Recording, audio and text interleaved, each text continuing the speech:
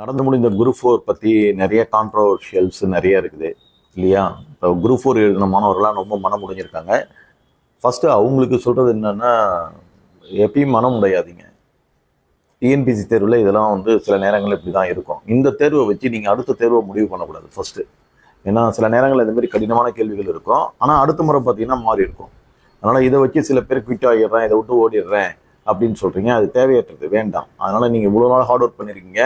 அந்த ஹார்ட் ஒர்க்கை வெற்றியின் விளிம்பில் நிற்கிறீங்கன்னும் போது அதுலேருந்து நீங்கள் வெளியே போகக்கூடாது. சரியா? சோதனையான காலங்கள் மாதிரி தான் இருக்குது.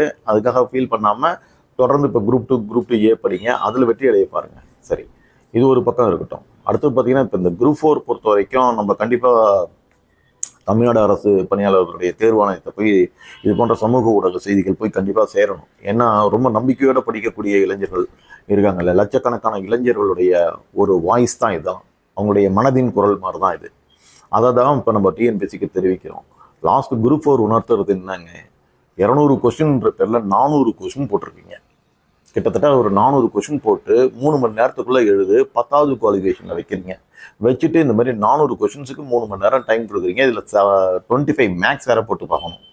இந்த டைமுக்குள்ளே இதை முடிக்க முடியுமா? ஒரு சாதாரண ஹியூமன் பீயிங், நல்லா எக்ஸலண்ட்டு ஸ்டூடெண்ட்டாக கூட இருக்கட்டும், முடிக்க முடியுமா அப்படின்றது கூட யோசிக்கல. இதில் கிராமப்புற மாணவர்கள் இருக்காங்க, அரசு பள்ளிகளில் படித்தவங்க இருக்கிறாங்க, தனியார் பள்ளிகளில் எல்லாமே கலந்து இருக்கிறாங்க, ஆதரவற்ற விதவைகள் இருக்கிறாங்க, கணவனாக கைவிடப்பட்ட பெண்கள் இருக்கிறாங்க. எல்லாருமே இந்த குரூப் 4 ஒரு கலங்கரை விளக்கமாக நினைக்கிறாங்க. எல்லாருக்கும் ஒரு ஈக்குவல் ஆப்பர்ச்சுனிட்டி கொடுக்குற மாதிரியான ஒரு கொஸ்டின் பேப்பர்ஸை நீங்கள் ரெடி பண்ணணும். அப்போ கொஸ்டின் பேப்பர்ஸ் ரெடி பண்ணும்போது டிஎன்பிசி தேர்வாணையம் ரொம்ப கவனமாக செய்ய வேண்டிய விஷயங்களில் ரொம்ப கடினமான ஒரு கேள்வித்தாளை எடுத்துருங்க. நீங்கள் எப்படி வேணால் கடினமாக எடுங்க. அதை படிக்கிறதுக்கு தமிழ்நாட்டில் மாணவர்கள் இருக்காங்க, கண்டிப்பாக தமிழ்நாட்டில் இருக்காங்க. நீங்கள் ஒரு சிலபஸ் கொடுத்துட்றீங்க. அந்த சிலபஸில் 10வது சிலபஸ்ன்னு சொல்கிறீங்க, 10th சிலபஸ்ன்னு சொல்கிறீங்க. மாணவர்கள் என்ன பண்ணுறாங்க, 6லேருந்து 10th வரைக்கும் படிக்கிறாங்க. தாண்டி +1 +2 தமிழும் படிக்கிறாங்க. இது இல்லாமல் சிறப்பு தமிழில் லாஸ்ட் டைம் கேட்டுட்டீங்கன்னு சொல்லிட்டு சிறப்பு Tamil old book new book இதையும் படிக்கிறாங்க. இது எல்லாம் படித்தது போக இது எல்லாத்தையும் படிச்சுட்டு அவங்க எப்படி இருக்காங்க, எந்த கேள்வி கேட்டாலும் எழுதலாம், எப்படி கேட்டாலும் தமிழில் ஒரு 95 மார்க் எடுப்போம், 90 95 மார்க் எடுப்போன்ற நம்பிக்கையோடு வந்த மாணவர்களை நம்பிக்கையை உடச்சி செதற அடிக்கிற மாதிரி ஒரு கேள்வித்தாளுக்கு ப்ரிப்பேர் பண்ணிருக்கீங்க. அந்த கேள்விகளை நீங்கள் எங்கேருந்து எடுத்துருக்கிறீங்கன்றதே யோசித்து கண்டுபிடிக்க தேடும் போது தெரியுது ரொம்ப இதாக இருக்குதுன்னு சொல்லிட்டு பாருங்க. உதாரணத்துக்கு நீங்கள் கொடுத்துருக்கிற கேள்விகளில் பார்த்தீங்கன்னா ஓலக்கம் அப்படின்னு ஒன்று கொடுக்குறீங்க. அப்புறம் பார்த்தீங்கன்னா அணிகம் அணிகம் அணிகம் அணங்கு அப்படின்னு ஒரு கேள்வி கொடுக்குறீங்க. இது மாதிரியான வார்த்தைகளை பசங்க எந்த ஸ்கூல் புக்கில் இருக்குது? நீங்கள் சொல்கிற அந்த ஸ்டாண்டர்ட் புக்கில் எந்த ஸ்கூல் புக்கில் இருக்குது? இந்த மாதிரியான கேள்விகளை நிறைய வச்சுருக்கீங்க. அப்புறம் தங்க உகம்னு ஒன்று எடுக்கிறீங்க, பிரித்து எழுதுக அப்படின்னு சொல்லிட்டு கொடுக்குறீங்க. இதெல்லாம் போய் பார்த்தோம்னா இதெல்லாம் பார்த்தீங்கன்னா பழைய புக்கில் இருக்கக்கூடிய சிலப்பதிகாரத்திலிருந்தும் இளங்குமரனுடைய தமிழ் உரைகள் அதிலிருந்தும் எடுத்த மாதிரி இருக்குது. அதே மாதிரி பாருங்கள், இந்த வினா ஏ யா ஆ ஓ என்னும் வினா எழுத்துக்கள் இளங்குமரனுடைய இதிலிருந்து வருது. நீங்கள் இளங்குமரனார் எடுங்க, இல்லை தேவநேய பாவனருடைய வேர்ச்சொல் அகராதியிலேருந்து எடுங்க இல்லையா? இது மாதிரி நீங்கள் ஓவியசானுடைய புக்கிலேருந்து எடுங்க. ஆனால் தெளிவாக இந்த சிலபஸ் இந்த புக்கை படிங்கன்னு சொல்லுங்கள், மாணவர்கள் படிச்சுட்டு தேர்வு எழுதுவாங்க. நீங்கள் எவ்வளோ வேணால் கொடுங்க. ஆனால் எதுவுமே சொல்லாமல் 10th புக் வரைக்கும் சிலபஸ்ன்னு சொல்லிட்டு அதுக்குள்ளே படிங்க, அதுலேருந்து தான் கேள்விகள் வருது அப்படின்னு ஒரு சிலபஸ் கொடுத்துட்டு அந்த சிலபஸ்லேயும் ரொம்ப மாணவர்கள் ரொம்ப டிஎன்பிசி மேலே நம்பிக்கை வர்ற மாதிரி சயின்ஸில் 5, ஜியாகிரஃபியில் 5, ஹிஸ்ட்ரி அண்டு நேஷனல் மூமெண்ட்லேருந்து ஒரு 15, நேஷனல் மூமெண்ட்டில் ஒரு 15, இது எக்கனாமிக்ஸ்லேருந்து ஒரு 20 இப்படி பிரிக்கிறீங்க. அப்புறம் தமிழ்நாடுடைய நேஷனல் மூமெண்ட் அப்படின்னு ஒரு 20 பிரிச்சிடுறீங்க. அதை பார்க்கும்போது மாணவர்கள் ரொம்ப சந்தோஷமாக இப்படிலாம் வருது அப்படின்னு ஜிகேவிலையும் நினச்சிக்கிறாங்க. தமிழ் பேப்பர்ஸையும் சொல்லிட்டீங்க, இலக்கணம் 85ன்னு சொல்லிட்டீங்க. அந்த இலக்கணத்துக்கு ஒரு சிலபஸ் கொடுத்துட்டீங்க. ஒரு எழுத்து ஒரு மொழி, ஒரு பொருள், ஒரு சொல் இரு பொருள், இந்த மாதிரிலாம் நிறைய ஒரு இதை கொடுத்துட்டீங்க. அதுக்கும் ப்ரிப்பேர் ஆகிட்டாங்க, புக்கில் இருக்கிறதையும் படிச்சுக்கிட்டாங்க. எப்படி கேட்டாலும் நம்ம பாஸ் பண்ணிடுவோம், கண்டிப்பாக ஒரு அரசு வேலைக்கு போயிடுவோன்ற கனவுகளோடு வந்தவங்களை கனவுகளாகவே திருப்பி அனுப்பிச்சிட்டிங்க. என்ன பண்ணுறதுன்னு தெரியாமல் மாணவர்கள் ரொம்ப மனம் குமுறி போய் இருக்கிறாங்க. ரொம்ப இதெல்லாம் எங்கே போய், அதாவது கடினமான கேள்விகள் கேளுங்க, தரமாக கேளுங்க, தரமான இடத்துல படிக்கக்கூடிய தரமான மாணவர்கள் இருக்கிறாங்க, படிப்பாங்க. ஆனால் நீங்கள் இந்த மாதிரி அன்எக்ஸ்பெக்டடாக பண்ணும்பொழுது அவங்க மனமுடைய தானே செய்வாங்க. யாருமே எதிர்பார்க்காம அவுட் ஆஃப் சிலபஸ்லேருந்து இவ்வளோ கேள்விகளை நீங்கள் கொண்டு வந்து கேட்டிங்கன்னா அவங்க என்ன பண்ணுவாங்க சொல்லுங்கள்? அந்த பாருங்கள், இப்போ இந்த கேள்வி கேட்குறீங்க. நன்னூல் குறிப்பிடும் ஓர் எழுத்து ஒரு மொழிகள் 42 ஆகும். கழகத்தமிழ் அகராதி பவானந்தர் தமிழ் சொல்லகராதி, வெற்றி தமிழ் அகராதி ஆகிய 3 அகராதிகளை கொண்டு தொகுக்கப்பட்ட ஓரெழுத்து ஒரு மொழிகள் எத்தனை அப்படின்னு கொடுக்குறீங்க. இது நீங்க சொல்ற அந்த புத்தகங்கள்ல எந்த புத்தகத்திலேயாவது வருதான்னு எங்களுக்கு தெரியல. இந்த மாதிரி ஒரு கேள்வி கேட்டிருக்கிறீங்க. அதுக்கப்புறம் பார்த்தீங்கன்னா இன்னொரு இடத்துல என்ன பண்றீங்க, வரலாற்று ஒயிட் ஹால் அப்படின்றதுக்கு என்ன சொல்லிருக்கு, இணை கண்டறிக அப்படின்னு கொடுக்குறீங்க. இது தமிழ் புக்கில் எங்க இருக்குது? இதை ஏன் தமிழ் புக்கில் கொண்டு வரீங்க? தமிழ் சொல் இதுல சொல்றீங்க, கலைச்சொல் சொல்றீங்க, கலைச்சொல் அகராதின்னு ஒன்று இருக்குன்றீங்க. சிறப்பு தமிழ் இருக்கிறதையும் படிச்சுட்டாங்க, இது தமிழ் புக்கில் வரக்கூடிய +2 வரைக்கும் இருக்கிற தமிழையும் படிச்சுட்டாங்க. நீங்க என்ன பண்றீங்க, இந்த ஒரு வார்த்தை கொடுத்து புவியியல்ல இதுக்கு என்ன தமிழாக்கம், உங்க கலைச்சொல்லுக்கு இந்த கலைச்சொல்லுக்கு புவியியல் கலைச்சொல் என்னன்னு கேட்குறீங்க. அதுக்கப்புறம் பார்த்தீங்கன்னா பொறியியல்ல இருந்து ஒரு வேர்டு கொடுத்து பொறியியல்ல இருந்து இதுக்கு கலைச்சொல்லுக்கு என்னன்னு கேட்குறீங்க. தாவரவியலை விட்டுட்டீங்க, விலங்கியலை விட்டுட்டீங்க, பொருளியலை விட்டுட்டீங்க. அதுலேயும் ஒன்று கேட்டே இருக்கலாம். இதெல்லாம் மாணவர்களுக்கு எப்படி இந்த மாதிரி ப்ரெடிக்ட் பண்ண முடியும்? நீங்கள் ஒரு தெளிவான சிலபஸ் கொடுத்துட்டீங்க, அந்த தெளிவான சிலபஸை ஃபாலோ பண்ணி போகிறாங்க அப்படின்னும் பொழுது தமிழகம் முழுவதும் லட்சக்கணக்கான மாணவர்கள் படிக்கும்போது இப்படி படிச்சுட்டாங்க. ஆனால் நீங்கள் இங்கே இந்த மாதிரி பண்ணீங்கன்னா ஒரு குரூப் 4 தேர்வுக்கு கொடுக்குற மாதிரி அங்கே இருக்குது. இது ஒரு தமிழ் எம்ஃபில் பண்ணிட்டு பிஹெச்டி பண்ணிட்டு இருக்கிறவங்க கூட பண்ண முடியாது போல இருக்கு. அந்த மாதிரி கொஸ்டின்ஸை எடுத்து கொடுக்குறீங்க. இதுல இன்னொன்று நல்ல வேலை, இப்போ குரூப் 4 பொறுத்த வரைக்கும் உங்களுக்கு தமிழ் மட்டுமே இருக்கு, எல்லாருக்கும் தமிழ் ஆப்ஷன் இருக்கு. இப்போ குரூப் 2 2A வருது, அந்த 2A உங்களுக்கு ஜெனரல் இங்கிலீஷும் இருக்கு, ஜெனரல் தமிழும் இருக்கு. லாஸ்ட் டைம் என்னாச்சு, குரூப் 2 பண்ணும்போது இதே மாதிரி ப்ரிலிம்ஸ்ல பார்த்தீங்கன்னா தமிழ் ரொம்ப கடினமான தாளா வச்சுட்டு ஆங்கிலத்தை ரொம்ப ஈஸியாக கொடுத்துட்டீங்க. அதனால ஆங்கிலம் படித்த மாணவர்கள்லாம் மெயின் எழுதுறதுக்கு வந்துட்டாங்க. நிறைய தமிழ் மாணவர்கள் ஃபில்டர் ஆகிட்டாங்க. அதுலேயே ஸ்க்ரீனிங்கில் அவுட்டு. சரி, அப்படியே தப்பிச்சு வந்த மெயினில் எழுதுனாங்கன்னா அந்த மெயின் டிஸ்கிரிப்டிவ்ல எழுதும் போதும் பார்த்தீங்கன்னா ஆங்கிலத்தில் எழுதினவங்க நிறைய பேருக்கு ரிசல்ட் வருது, தமிழ் எழுதுனவங்களுக்கு வரல அப்படின்ற ஒரு சூழ்நிலை வருது. அதுலேயும் பார்த்தீங்கன்னா தமிழ் பேப்பரை வச்சு செய்கிற மாதிரி ஒரு மெயின் எக்ஸாம்லேயும் 2A வரக்கூடிய மெயின் எக்ஸாமில் தமிழ் பேப்பரை வச்சு செஞ்சாச்சு. அதை பார்த்து தான் மாணவர்களுக்கு இவ்வளோ கடினமாக வருமா, சிறப்பு தமிழ்ல இருந்துலாம் வருதா, விட்டாக பெயர் விடாத பெயர் இப்படிலாம் வருதா அப்படின்னு சொல்லிட்டு அதெல்லாம் போய் படிச்சு சிறப்பு தமிழ்லாம் படிச்சுக்கிட்டு இந்த குரூப் 4 வராங்க. இந்த குரூப் 4லேருந்து இதை மாத்துறீங்க. அப்போ இப்போ என்ன மாணவர்கள் நினைக்கிறாங்கன்னா தமிழோட ஆங்கிலமே நல்லா இருக்கும் போல இருக்குது, தமிழ் பேப்பரே விட்டு போயிடணும் அப்படின்ற ஒரு சூழ்நிலையை தமிழ்நாட்டில் இருக்கக்கூடிய தமிழ் வழியாக நடக்கக்கூடிய தமிழுக்கு முக்கியத்துவம் வரக்கூடிய இந்த காலகட்டத்தில் இப்படி ஒரு மனநிலையை மாணவர்களுக்கு உருவாயிருக்கு. நிறைய இளைஞர்கள் இதை விட்டே போயிடலாம் போல இருக்கு அப்படின்னு நினைக்கிறாங்க. கிராமப்புறத்துலேருந்து நிறைய பெண்கள் இல்லையா, ஆண் பெண்ணுன்னு வித்தியாசம் இல்லாமல் இல்லத்தரசிகள், 2 குழந்தைகளை பெற்றவங்க, கணவருக்கு சரியான வேலை இல்லைன்னா ஒரு பொருளாதாரத்தை அழகாக எடுத்துக்கணும்னு சொல்லிட்டு படித்த எவ்வளோ இல்லத்தரசிகள், கணவனால் கைவிடப்பட்ட பெண்கள், ஆதரவற்ற விதவைகள், இப்படி பல்வேறு செக்ஷன்ல இருக்கக்கூடிய பிள்ளைங்க, பொம்பளை பிள்ளைங்கலாம் நிறைய பேர் படிச்சா தனது திருமண வயதை தாண்டிங்க 31 வயசு, 33 வயசு, 35 வயது வரைக்கும் திருமணம் பண்ணிக்காம இந்த வேலைக்கு பிறகு திருமணம் பண்ணிக்கலாம், திருமணம் பண்ணிட்டா மேரேஜ் பண்ணதுக்கு பிறகு படிக்கிறதுல சிரமங்கள் ஏற்படும், இந்த போட்டித் தேர்வு முடிக்க முடியாதுன்னு சொல்லிட்டு தனது மேரேஜ் எல்லாம் தள்ளி போட்டு வயதை கடந்தவங்களாம் இருக்காங்க. இந்த டிஎன்பிஎஸ்சியினுடைய தேர்வுக்காக, அரசு வேலைக்காக அவங்க எல்லாம் இப்போ கதறாங்க, கண்ணீர் விட்டுறாங்க. இந்த மாதிரி ரொம்ப நம்பிக்கையா இருந்தோமே திருமணத்தை வச்சுது.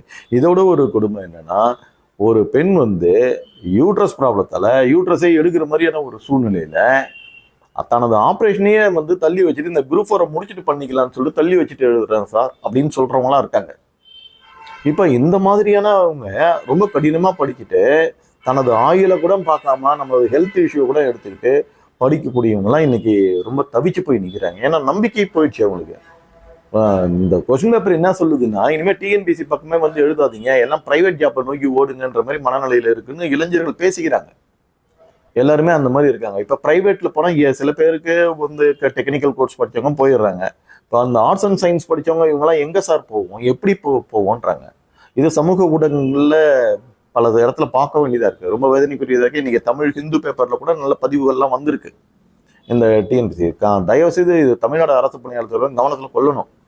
வரக்கூடிய அடுத்த குரூப் 2வாவது 2Aவியாவது நீங்கள் தமிழுக்கும் ஆங்கிலத்துக்கும் சம அளவில் ஈக்குவல் கொடுக்கணும். முன்கூட்டியே தெளிவாக சிலபஸை சொல்லிட்டு அந்த சிலபஸ்க்குள்ள கேள்வி வைங்க. நீங்கள் கடினமாக கேளுங்க, தரமாக கேளுங்க இல்லையா, வேணான்னு சொல்லலை. இந்த மாதிரி மல்டிபிள் சாய்ஸ் போடுங்க, டைம் டேக்கன் எடுங்க, எல்லாம் செய்யுங்க. ஆனால் தெளிவான வரைமுறை அந்த மாதிரியான ஒரு இதை கொடுங்க. இப்படி தான் இருக்குன்றதை சொல்லுங்க. ஒரு மாடல் கொஸ்டின் பேப்பர் வெளியிட சொல்லி பல தடவை கேட்டாங்க, அதுக்கும் நீங்கள் கொடுக்கல. இந்த புது சிலபஸ்க்கு ஏற்ற மாதிரி கொடுங்கன்றதுக்கும் கொடுக்கல. இப்படி கொண்டு நிறுத்தும் போது ஒவ்வொருத்தவங்கள நிறைய பேர் இதுக்கு பிறகு எழுதவே வேணாம் அப்படின்னு சொல்றாங்க. ஆனா பாருங்க, லட்சக்கணக்கான இளைஞர்களுடைய கலங்கரை விளக்கமாக ஒரு நம்பிக்கை நட்சத்திரமாக இருக்கக்கூடியது இந்த டிஎன்பிஎஸ்சி.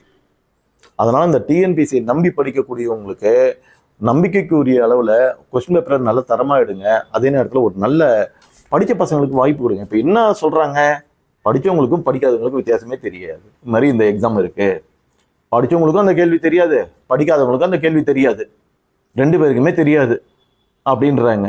பாருங்க, ஒருத்தவங்க எக்ஸாம் எழுதுறதுக்கு உள்ள போக முடியல, அந்த 9 மணிக்குள்ள ஹால்குள்ள போக முடியல. அந்த ஒரு பேட்டி பார்த்தேன். அவங்க என்ன சொல்றாங்க, நல்ல வேளை நான் போய் பரீட்சை எழுதல, நான் பரீட்சை எழுதலன்னு வேதனைப்பட்டேன், இப்போ நல்ல வேளை எழுதிட்டு வந்து இப்போ வேதனைப்படுறதோட நான் எழுதாம இருந்ததே நல்லது போல இருக்குன்னு ஒரு பேட்டி வருது. அந்த அளவுக்கு இளைஞர்கள் வந்து இதாகிட்டாங்க. சில பேர் இதுக்கப்புறம் குரூப் 2 படிப்போமா, படிச்சுதான் ஆகணுமா, ஏதாவது பிரைவேட் வேலைக்கு போயிடலாமா அப்படின்னு சொல்றாங்க. அதே மாதிரி பாருங்க, படிக்கிற இடத்தையே நிறைய பார்க்குறோம், கண் கூட பார்க்குறோம். நூலகங்கள்ல இப்ப இளைஞர்கள்லாம் பார்த்தீங்கன்னா நூலகங்கள்ல வருஷக்கணக்கா காலையில 8 மணிக்கு வந்துடுறாங்க, 8 மணிலேருந்து நூலகத்தை சாத்துற வரைக்கும் உட்காந்து படிக்கிறாங்க. விளையாட்டு திடல்கள்ல, விளையாட்டு மைதானங்கள்ல, மரத்தடியில, கோயில் தாழ்வாரங்கள்ல, ரயில்வே பிளாட்ஃபார்ம்ல, எங்கெல்லாம் வந்து இடம் கிடைக்குது, கடற்கரை ஓரங்கள்ல, இப்படி பல இடங்கள்ல இளைஞர்கள் படிக்கிறாங்க.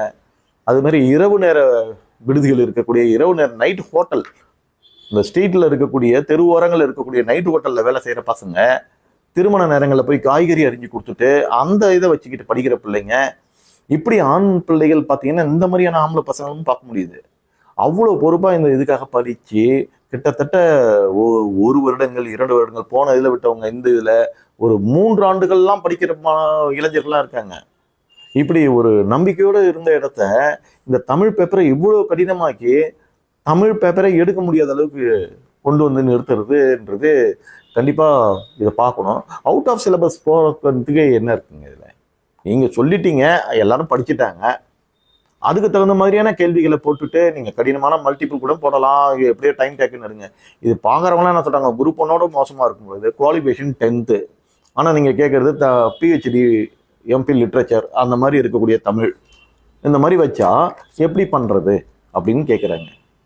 ஸோ இப்போ இதனுடைய தாக்கம் என்னன்னா, இனி வரக்கூடிய தேர்வுகளுக்காகவே தமிழ் பேப்பருக்கு ஸ்டாண்டர்ட் கொடுக்குறீங்களா, அதே ஈக்குவல் ஸ்டாண்டர்டை ஆங்கில பேப்பருக்கும் கொடுங்க. சிலபஸ் தெளிவாக கொடுத்தீங்கன்னா அந்த சிலபஸ்க்குள்ள வச்சு கேளுங்க. சோர்ஸ் ஆஃப் மெட்டீரியல்ஸ் எங்கே இருக்குன்னு சொல்லுங்க. அதை விட்டுட்டு நீங்கள் எங்கெங்கேயோ போனால் தமிழ் ஊவேசா தமிழ் தாத்தாவுடைய புக்கெல்லாம் போய் தேடி எடுத்துகிட்டு வர மாதிரி உழைச்சி வடிகள் எடுத்துகிட்டு வந்தால் சோர்ஸ் ஆஃப் மெட்டீரியல் எங்கே இருக்குது? அவ்வளோத்துக்கு எங்கே இருக்குது? சொற்பொருள் படிக்கிறதுக்கு ஆயிரக்கணக்கான சொற்பொருள் இருக்குது. சொற்பொருள் ஒரு பக்கம் படிக்கிறது, கலைச்சொல் அகராதி ஒரு பக்கம் படிக்கிறது, இந்த இலக்கணம்ன்ற பேரில் ஏற்கனவே ரொம்ப இதாக இருக்குது. அதில் ஒரு 400 கொஸ்டின் அளவுக்கு கொடுத்து 3 மணி நேரத்தில் எழுதுன்னு சொல்கிறதே ஒரு மனித சித்திரவதை மாதிரி இருக்குது. இந்த இதுலேயும் நம்பிக்கை வச்சு படித்து எப்படியாவது வந்துடலாம்னு நினைக்கிறாங்க. அந்த இதுக்கு ஒரு இது, அதாவது ப்ரிப்பேர் பண்ணிட்டு ஒரு மன திருப்தியோடு போய் எழுதிட்டு வர முடியாமல், இது கட் ஆஃப் மார்க் குறையும், யார் எழுதியிருக்காங்களோ அவங்க பாஸ் பண்ண போகிறாங்க, கட் ஆஃப் மார்க் குறைஞ்சி வருது, அதெல்லாம் ஒரு பக்கம் இருந்தாலும் நம்ம படித்ததெல்லாம் வந்திருக்கு. ஒரு புதிய மாணவருடைய மனநிலையை பாருங்களேன். ஒரு படிச்சிருக்கு, இப்போ தான் ஃபர்ஸ்ட் டைம் வந்து டிஎன்பிஎஸ்சி எழுதுறாரு, அவர் ஒரு 130 கேள்வி, ஒரு பெண்ணோ ஒரு காலேஜ் முடிச்சுட்டு வந்தாங்க, பரவாயில்ல நம்ம ஃபர்ஸ்ட் டைம்லேயே ஒரு 120 வந்துட்டோம், 130 வந்துட்டோம், இன்னும் கொஞ்சம் எஃபர்ட் போட்டு படித்தோம்னா அடுத்த குரூப் 4ல் அல்லது அடுத்து வரக்கூடிய குரூப் 2ல் நம்ம பாஸ் ஆகிடுவோன்ற ஒரு நம்பிக்கை இந்த கொஸ்டின் பேப்பர் மூலமாக கிடைச்சி அடுத்தடுத்து அவங்க படிப்பை மேல்நோக்கி போய் தன் வாழ்க்கையில் ஒரு நல்ல பொருளாதாரத்தையும் ஒரு நல்ல அரசு பணியும் உருவாக்கிடுவாங்க. கடின உழைப்பு, விடாமுயற்சி இதுக்கான ஒரு தூண்டுகோலாக இந்த பேப்பர் இருக்கணும். அப்போ அவங்க வாழ்க்கையில கடினமாக உழைச்சி விடாமுயற்சியோட வந்து ஒரு அரசு பணியாளராக வரும்பொழுது அவங்க இந்த சமூகத்துக்கு நல்லது செய்வாங்க. அந்த இளைஞர்கள் மனசுல ஒரு எவ்வளோ கஷ்டப்பட்டு இந்த வேலையை வாங்கணும், நம்ம இந்த சமூகத்துக்கு நல்லது செய்யணும், ஒரு ஹானஸ்டா வேலை செய்யணும் அப்படின்ற தாட்லாம் வரும். இப்போ அந்த இதுவே இல்லாமல் எல்லாருமே ஓடுற மாதிரி பண்ணுறது எந்த விதத்துலையும் நியாயம் இல்லை. இதை கண்டிப்பாக தமிழ்நாடு அரசு பணியாளர் தேர்வு கவனத்தில் கொண்டு இது போன்ற கொஸ்டின் பேப்பர்ஸ் இது பண்ணும்போது தேர்வுலாம் ரொம்ப அருமையாக நடத்துறீங்க, டைமுக்குள்ளே கொண்டு வரீங்க, நிறைய சொன்ன மாதிரியே அந்தந்த நாளில் கால்ஃபர் வருது, ஷார்ட் பீரியடில் கரெக்டாக எக்ஸாம் சொன்ன டேட்டில் நடக்குது, இது எல்லாமே பாராட்டக்கூடிய டிஎன்பிஎஸ்சி. இது போன்ற கேள்வித்தாள்களில் அதுவும் குறிப்பாக தமிழ் பேப்பரை லாஸ்ட் டைமும் ஒரு மாதிரி இருந்தது, லாஸ்ட் டைமில் இருந்து சுத்தமாக வேரியேஷன் ஆகுது. அதனால் அந்தந்த ஸ்டாண்டர்டுக்கு தகுந்தாற் போல் கொஸ்டின்ஸை குறித்து தமிழக மாணவருடைய நம்பிக்கை நட்சத்திரமாகவும் கலங்கரை விளக்கம் என்றைக்குமே இருக்கணும் அப்படின்றதான் இந்த வீடியோனுடைய இது குறிக்கோள். அதை தயவுசெய்து டிஎன்பிசி நிறைவேற்றுங்க. அடுத்தது இதை பார்க்கக்கூடிய இளைஞர்கள் எல்லாருக்கும் மீண்டும் சொல்றது, ஒரு தேர்வுத்தாளை பொறுத்து உங்களுடைய முடிவுகளை எடுக்காதீங்க. எப்பயுமே டிஎன்பிசியில் சில நேரங்களில் இந்த மாதிரியான கடினமான கேள்வித்தாள்கள் வரும். உங்களுடைய தரத்தை நீங்க இன்னும் உயர்த்திங்க. எப்படி கேட்டாலும் எல்லாருக்கும் இருக்கிறது தான், தமிழ்நாடு முழுவதும் இருக்கிற காம்படிட்டர்ஸ்க்கு இருக்கிறது தான். உங்களுக்கு நீங்க படிச்ச அளவுல கரெக்டா எரர் இல்லாம பண்றதுக்கு பாருங்க. ஆட்மன் அவுட் பண்ணி பண்றதுக்கான டெக்னிக்ஸ் நிறைய கத்துங்க. மல்டிபிள் சாய்ஸை நேரத்துக்குள்ள முடிக்கிறதுக்கு கத்துக்குங்க. இப்படி வரக்கூடிய குரூப் 2A நல்ல ப்ராக்டிஸ் கொடுங்க. குரூப் 1 நல்லா எழுதிருந்தீங்கன்னா ப்ரிலிம்ஸ் முடிஞ்சிருக்குது, அதுக்கு நல்லா எழுதிங்கன்னா மெயினுக்கு நல்லா ப்ராக்டிஸ் கொடுங்க. இப்போ குரூப் 4 கிடைக்கலன்னா அடுத்து குரூப் 2A இருக்கு, அதுல வாங்கிடுவோம் அப்படின்னு சொல்லிட்டு ஒரு நம்பிக்கையோட தேவைப்படுங்க. அதனால டிஎன்பிசி ஒரு கொஸ்டினை வச்சு நீங்க இதுல இருந்து குயிட்டாகி போறேன்னு சொல்றது முட்டாள்தனமான முடிவுகளா இருக்கும். அதனால நடந்ததா இருக்கட்டும். நம்பிக்கையோட எழுந்து இல்லையா, நம்பிக்கையோட எழுந்து அடுத்த தேர்வுக்கான முயற்சிகளை எடுங்க. கால நேரத்தை விரையப்படுத்தாதீங்க. இதையே நினைச்சு வருத்தப்படாதீங்க. இளைஞர்கள் இதையே நினைச்சு வருத்தப்படாதீங்க. ஒரு திட்டமிட்டுக்குங்க. இப்போ கொஸ்டின் பேப்பர்ஸ் இப்படி இருக்குன்னு தெரிஞ்சிச்சு, இந்த மாடலுக்கு தகுந்த மாதிரி ப்ரிப்பேர்ட் ஆகுங்க. எதுலையும் ஜெயிக்கலாம், நம்ம ஜெயிக்கலாம், அப்புறம் யார் ஜெயிக்கிறது? அந்த நம்பிக்கையோட படிங்க. எவ்வளோ கடினமாக வேணா டிஎன்பிசி கொடுக்கட்டும். நீங்க உழைக்கிறீங்களா, விடாமுயற்சியோட எடுக்கிறீங்களா, கண்டிப்பா பாஸ் பண்ணலாம். சரியா? அதனால இதை பார்க்கக்கூடிய, அது திருமணமானவங்களா இருந்தாலும் சரி, அது மாதிரி கிராமத்து பிள்ளைகளா இருந்தாலும் சரி, வேலை இல்லாத இளைஞர்கள் இது மாதிரி எங்கேயாவது வேலை செய்யக்கூடிய கடைகளில் வேலை செஞ்சு பார்ட் டைம்ல இருக்கிறவங்களா இருந்தாலும் சரி, உங்க முயற்சியை விடாதீங்க. வெற்றியினுடைய விளிம்புக்கு வந்துட்டீங்க. இதுல இருந்து குவிட் ஆகிறேன் அப்படின்னு சொல்றது ஒரு வேதனையான வார்த்தைகளா இருக்கு. அது மாதிரி தமிழகம் முழுவதும் இருக்கக்கூடிய இளைஞர்கள் நம்பிக்கையோட படிங்க. அடுத்த தேர்வை சந்திங்க. தமிழ்நாடு அரசு பணியாளர் தேர்வாணையம் தயவு செய்து இதை கருத்தில் கொண்டு வரக்கூடிய தேர்வுகளில் தமிழ் பேப்பருக்கு தரம் தகுதி எல்லாம் கொடுங்க. ஆனால் அதை தாண்டிய அளவில் போட்டு அவர்களை இது பண்ணாதீங்க. 2 பேப்பருக்கும் ஈக்குவல் இது கொடுங்க. தேங்க்யூ.